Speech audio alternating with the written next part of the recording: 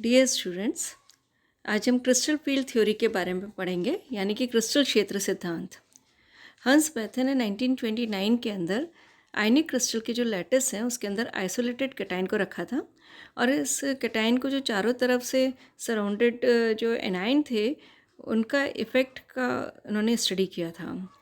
क्रिस्टलों के अंदर स्थिर विद्युत क्षेत्र या इलेक्ट्रोस्टैटिक फील्ड पाया जाता है, उसे हम क्रिस्टल फील्ड भी कहते हैं। उसमें किसी भी अगर फ्री आयन को अगर हम रखते हैं तो उसके ऊर्जा स्तर, उसके जो एनर्जी लेवल्स हैं, उसमें आने वाले जो चेंजेस हैं उसका अध्ययन किया गया। और सबसे पहले इस सिद्धांत का जो एप्लीकेशन है वो आयनिक क्रिस्टल पे देखी गई थी, इसीलिए हम इसको क्रिस्टल फील्ड थ्योरी या क्रिस्टल क्षेत्र सिद्धांत भी कहते हैं। अब क्रिस्टल क्षेत्र सिद्धांत से हमारा प्रारंभिक अभिप्राय क्या है उसके बारे में आज हम देखेंगे कि बेसिकली ये थ्योरी क्या है, सिद्धांत में क्या क्या असम्पशंस माने गए थे, लिए गए थे। सबसे पहला यह है कि ये सिद्धांत जो है धातु लिगेंड बंध को 100% आयनिक मानता है, यानी कि मेटल लिगेंड बॉन्ड जो है वो 100% आयनिक होता है। इस थ्योरी के अकॉर्डिंगली जो मेटल आयन है और जो लिगेंड है उनको हम पॉइंट चार्जेस कहते हैं और इनके मध्य में इलेक्ट्रोस्टैटिक अट्रैक्शन पाया जाता है।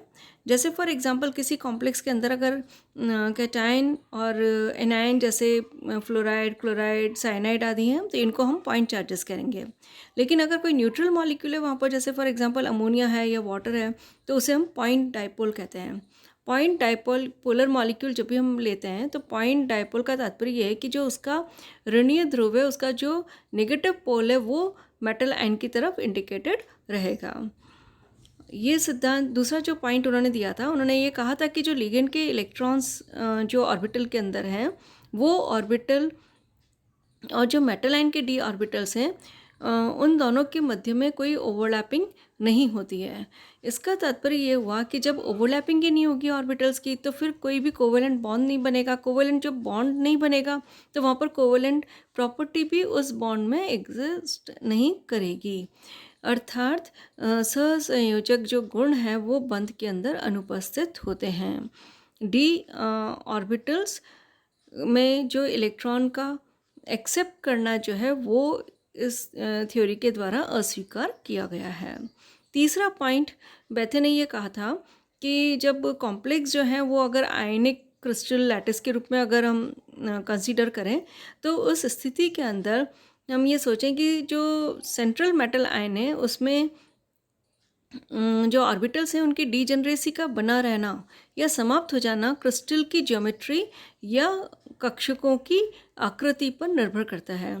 अब अगर शेप ऑफ द ऑर्बिटल्स क्या होंगी और क्रिस्टल की ज्योमेट्री क्या होगी, उसी बात पे इसकी समभ्रंशता जो है कक्षकों की वो निर्भर करती है। डीजेनरेसी का तात्पर्य ये है कि जैसे फॉर एग्जांपल डी ऑर्बिटल्स हैं, अगर इसमें 5 ऑर्बिटल हैं तो पांचों की हम एनर्जी बिल्कुल बराबर मानते हैं, तो हम इसको कहते हैं कि डीजेनरेसी यहाँ पर है। लेकिन अगर उन पांचों ऑर्बिटल की एनर्जीज में कोई डिफरेंस आ जाए तो हम कहते हैं कि डीजेनरेसी जो है वो समाप्त हो गई है और इनमें ऑर्बिटल्स की जो एनर्जी है उनमें डिफरेंसेस आ गए हैं।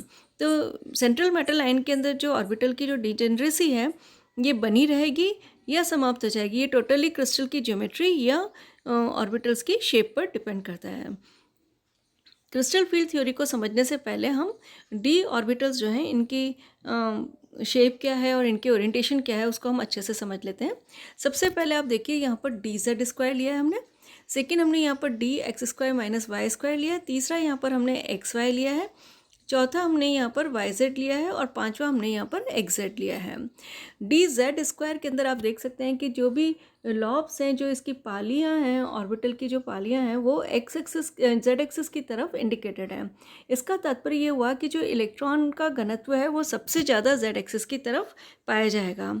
जो डी जेड स्क्वायर है ये माना जाता है कि d z square minus Y square और d z square minus x square जो ऑर्बिटल्स हैं उनके लीनियर कॉम्बिनेशन से उनके रेखीय अतिव्यापन के फलस्वरूप बना है। इसीलिए इन दोनों प्रकार के ऑर्बिटल्स यानी d z square minus Y square और d z square minus x square का कहीं भी एग्जिस्टेंस हम नहीं देखते हैं।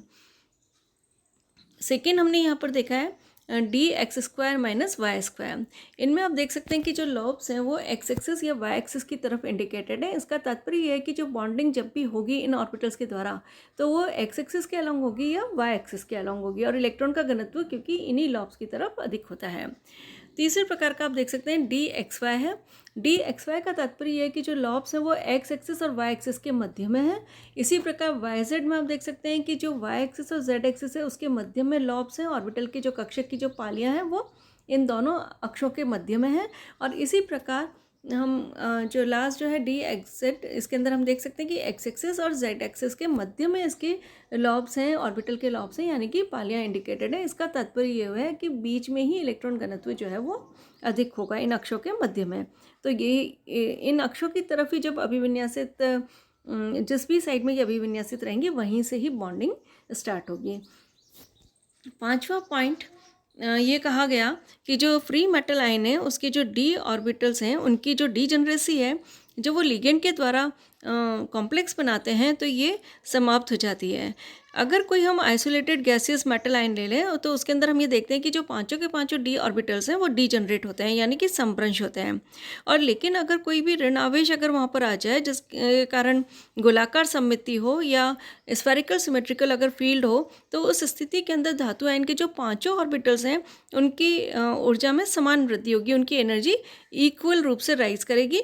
और अगर जब राइज होगी तो राइज का तात्पर्य ये हुआ कि जो डी ऑर्बिटल्स के इलेक्ट्रॉन है वो इक्वल रिपल्शन को महसूस करेंगे, इक्वल रिपल्शन वहाँ पर होगा। और ये जो रिपल्शन है वो किस किस के बीच में होगा? धातु आयन के कक्षकों के इलेक्ट्रॉन और ऋण आवेश, मतलब डी ऑर्बिटल के जो इलेक्ट्रॉन्स हैं उनमें और जो भी वहाँ पर नेगेटिव आयन है उन दोनों के मध्य में रिपल्शन होगा। लेकिन यदि क्रिस्टल क्षेत्र की सममिति गोलाकार नहीं होती तो उस स्थिति के अंदर डी ऑर्बिटल्स की ऊर्जा में जो इंक्रीज़ है वो इक्वल नहीं होगा।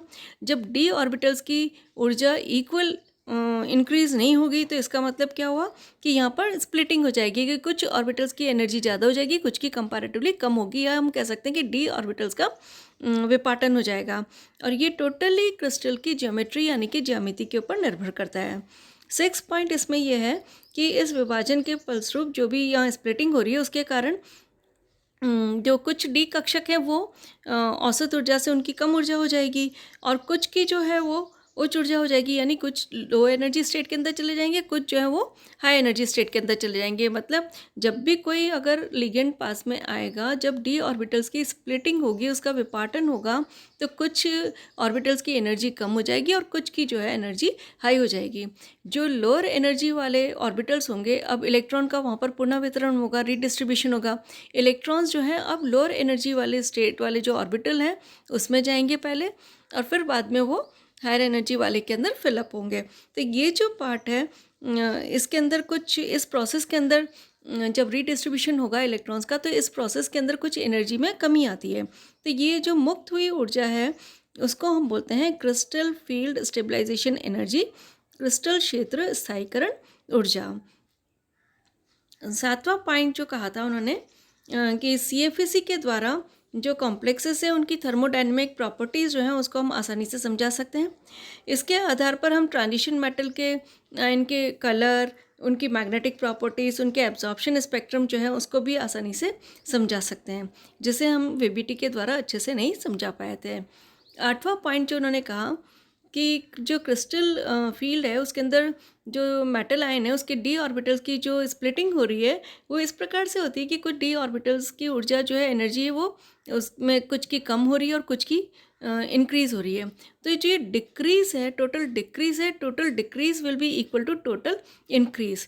और इन अदर वर्ड्स हम ये कह सकते हैं कि इस स्प्लिटिंग से सिस्टम की एनर्जी के अंदर कोई डिफरेंस नहीं आता, यानी कि ऊर्जा में कोई परिवर्तन नहीं आता। और जो कम ऊर्जा वाले और जो अधिक ऊर्जा वाले हैं, जो लोअर एनर्जी वाले और जो हायर एनर्जी वाले डी ऑर्बिटल से इनके मध्य जो ऊर्जा का अंतर है उसको हम 10dq या डेल्टा कहते हैं। 10dq जो है वो निश्चित ज्यामिति के जो संकुल हैं उनमें जो धातु के जो डी ऑर्बिटल्स हैं उसके ऊपर पड़ने वाले प्रभाव को प्रदर्शित करता है, जिसे हम CFSE भी कह सकते हैं, क्रिस्टल फील्ड स्प्लिटिंग एनर्जी, क्रिस्टल क्षेत्र विपाटन ऊर्जा। मतलब ये बेसिकली डी ऑर्बिटल्स पे पड़ने वाले इफ़ेक्ट कितना इफ़ेक्ट पड़ा है लिगेंड के आने से, उसके इफ़ेक्ट को ये समझाता है। क्वांटम यांत्रिकी के आधार पर, क्वांटम मैकेनिक्स के आधार पर अगर हम डी और क्यू की वैल्यू निकालते हैं तो ये हम इन इक्वेशंस के द्वारा दे सकते हैं। D is equal to 35 Z² by 4 a⁵, Q is equal to 2 r2⁴ divided by 105, और इन दोनों को अगर हम मल्टीप्लाई कर देते हैं तो हमारे पास ये इक्वेशन आ जाती है। यहाँ पर E जो है वो इलेक्ट्रॉनिक आवेश है, जो Z है वो लिगेंड पर चार्ज है, और जो D है वो R2 जो है वो D ऑर्बिटल की रेडियस है, और जो A है वो मेटल लिगेंड के मध्य की दूरी है। अब ये जो लिगेंड हैं इनके द्वारा जो उत्पन्न क्रिस्टल क्षेत्र है वो 10 dq या डेल्टा का मान जो है वो कम होना होता है। जैसे अगर सपोजिंगली किसी के अंदर जो लिगेंड्स है उनमें डेल्टा DQ का मान 10 dq का मान या डेल्टा का मान कम होता है तो उसको हम वीक फील्ड लिगेंड कहते हैं। और इसी प्रकार जो लिगेंड जो 10 dq का मान या जिनका डेल्टा का मान अधिक होता है उसको हम स्ट्रॉन्ग फील्ड लिगेंड कहते हैं। तो लिगेंडों के जो उनके घटते हुए क्रम हैं क्रिस्टल क्षेत्र के अंदर, उसके आधार पर हम एक सीरीज़ बनाते हैं जिसको हम बोलते हैं स्पेक्ट्रोकेमिकल सीरीज़। स्पेक्ट्रोकेमिकल सीरीज़ का जो बेसिस है वो 10 dq है कि 10 dq के मान के आधार पर ही ये पूरी सीरीज़ बनाई गई है। इसके अंदर आप देख सकते हैं कि स्टार्टिंग के अंदर CO है, CN नेगेटिव है, NO2 नेगेटिव है, और लास्ट के अंदर F negative, Cl negative, SCN negative, Br negative और I नेगेटिव है। जैसा कि हमने ये कहा था कि जब 10 dq के जो मान हैं अगर वो कम होते हैं तो उनको हम वीक फील्ड लिगेंड कहते हैं। तो यहाँ पर जो है फ्लोराइड हुआ, क्लोराइड हुआ या ब्रोमाइड, आयोडाइड जो है वो उसको हम वीक फील्ड लिगेंड कहते हैं। और स्ट्रॉन्ग वाले जो हैं स्ट्रॉन्ग फील्ड लिगेंड कौन कौन से होंगे? CO हो सकता है, CN नेगेटिव हो सकता है, इस प्रकार। इसी प्रकार हम जो मेटल आयन है उनको भी एक सीरीज़ के फॉर्म में व्यवस्थित कर सकते हैं, जैसा कि आप यहाँ पर देख सकते हैं कि प्लेटिनम को हमने सबसे ऊपर रखा है और फिर लास्ट में ये कोबाल्ट, निकल, मैंगनीज आदि के आयन्स आते हैं। इस आइडिया के